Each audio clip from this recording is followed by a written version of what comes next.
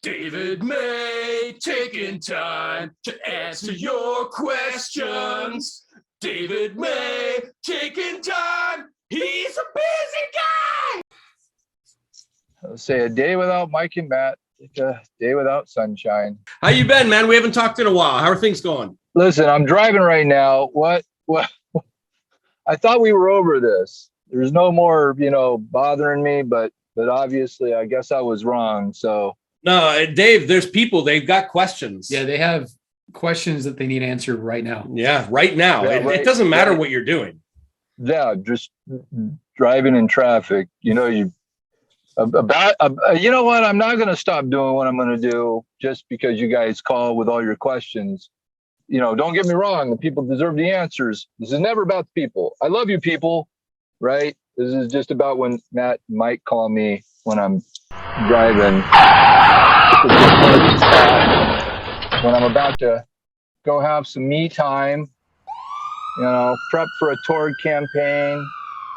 That's all. Not that anybody knows what Torg is. If you know what Torg is, I guess you can put your comments below. But yeah, all right. What do we got? I'm parked. So David Peace would like to know, were there ever any plans for a foil, full bleed, or other types of cards to make rares and promos more collectible? No. They had not invented that technology yet. It's a shame, though. There would have been a plan because that technology was shortly thereafter invented. We utilized foil on a different project. So I'm sure if we lasted, we would have gotten the idea. Nice. Well, you said there was an actual gilded set, right? The foil, the gilded set. Yeah. So that's because the United States Playing Card Company at that time, I had 100 years of playing card, and they learned that they could gild or, basically gold flake the edges of cards. Because it wasn't just, the traditional bicycle cards. There were other brands, B and Aviator. There were a lot of specialty decks, pictures of little dogs and flowers. And the bridge sets for those who are playing bridge. We're almost old enough now where we have to learn how to play bridge, but we're not quite there yet. But when you get there, then you can get those cards with the little golden edges. So the manufacturing team, along with, basically, Ronnie and Bob, Dave, I can't really include myself, but they were like, we can do this. We can make this happen. So they took a couple of what we call bricks. It's just basically a box about that big. I'm sure that shows up to scale.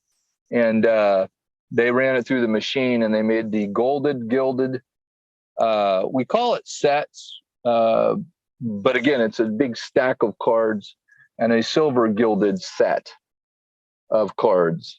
And those, kind of like the pewters, have their own mythology, but they did exist.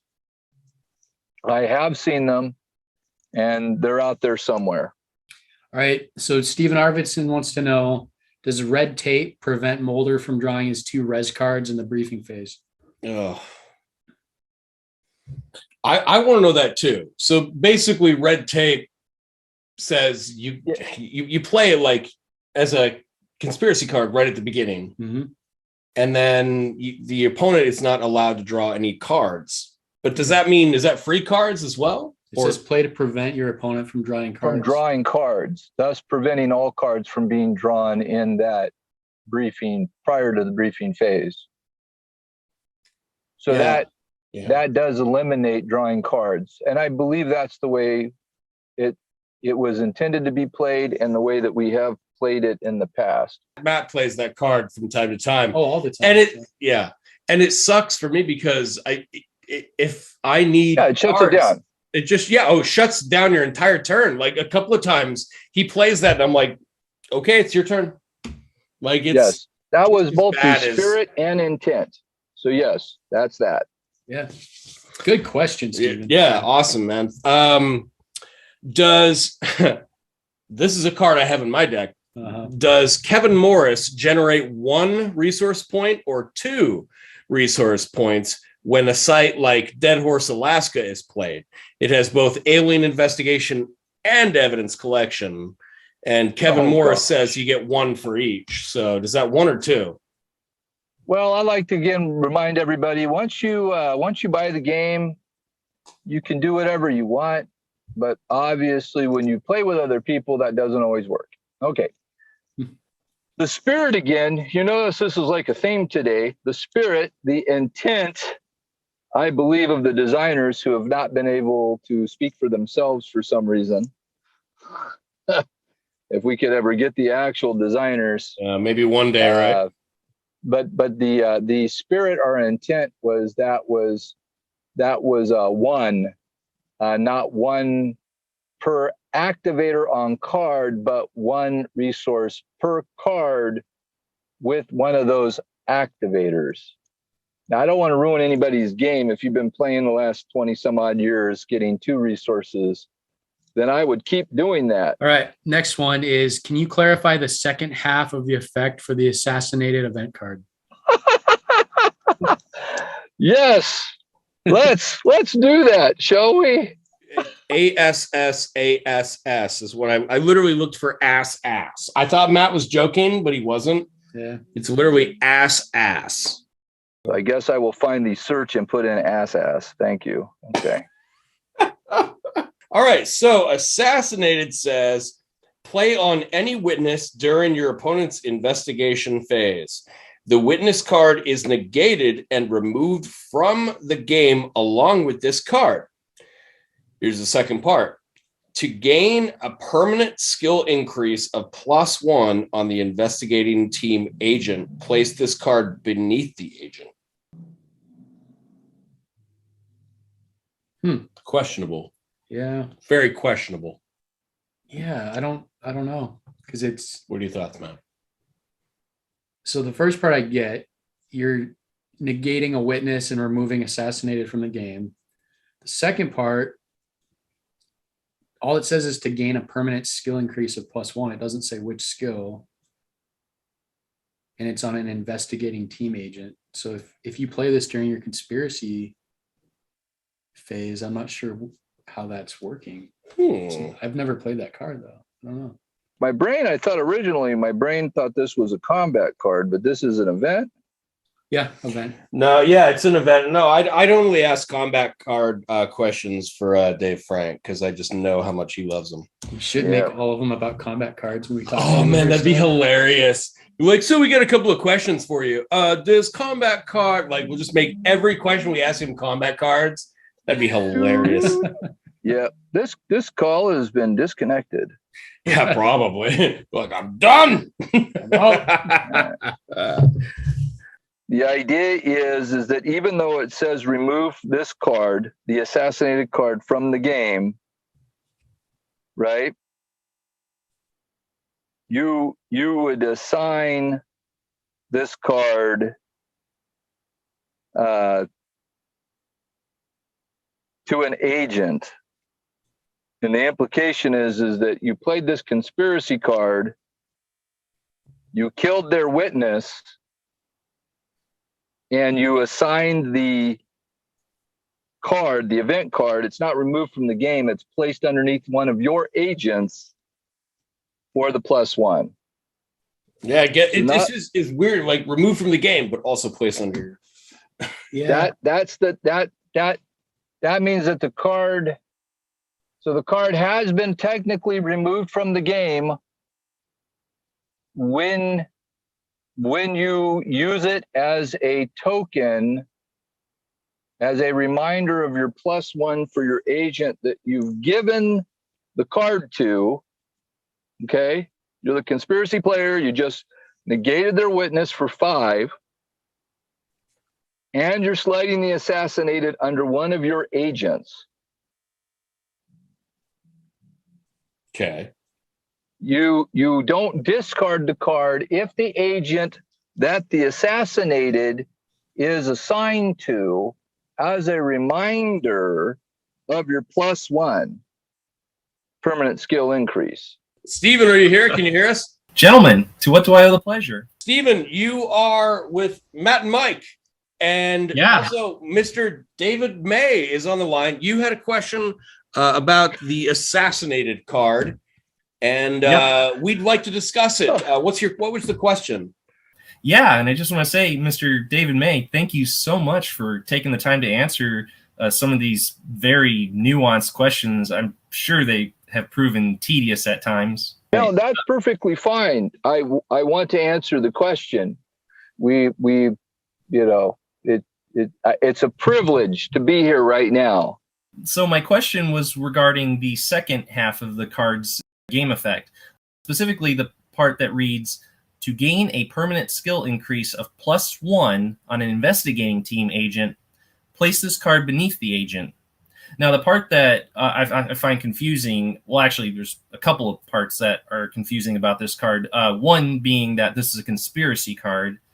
The second one being that there's no indication of what skill is being applied to the investigating team agent. What's the +1? And then, of course, there was a question of which investigating team agent, one on the opposing player side or one on the conspiracy player side. Yes. So our word for today is spirit. The spirit, the intent that the card designer, the game designer, which I will point out once again, I wish they were here, but that's okay. I'm glad I'm here to speak on their behalf. So the confusing language, again, the idea behind the card, inspired again in the X-Files tradition and also Roman government, is that the idea was one of your agents shot their witness. And so for 5 conspiracy, you not just negate their witness, but as a reminder of this dastardly deed, having removed the card from the deck to utilize language that did not exist in 1997. We use this as a reminder, a token of assigning the +1 to a skill to one of your agents. Notice a conspiracy card, which is giving you a permanent +1 to your investigating team. Thus, assassination does pay. Right. That does help clarify things a little bit. Thank you. Go forth and play that card with gusto and zeal and confidence that when you negate their witness, you get a +1 to your investigating agent. I'd like to take just a quick moment and thank Stephen for being here at like last second. Yeah, that was amazing. Matt and I actually had one more that feel free to discuss amongst yourselves, but everybody's familiar with Oblite. Oh yeah. Now, Oblite says play this card on one agent in the investigating team, remove the agent from play, and place this card on top of the agent with 4 tokens. Remove 1 token during each of the controlling player's debriefing phases. Now, Matt brought this up. We never thought about it before. Matt had a smart idea. Well, it's still my turn. You put this bluff on me. I'm in my investigation phase. Mm-hmm. Well, as soon as it comes to my debriefing phase, there's 4 tokens on there. Shouldn't I get to remove 1 now? Before my turn's even over? Isn't that how that works? Correct. It doesn't say wait a turn. So that player enters into his debriefing phase, right? So he loses the agent for the remainder of the turn and removes a token at the end of the turn in which he lost it, and then continues to remove tokens for the next 3 turns.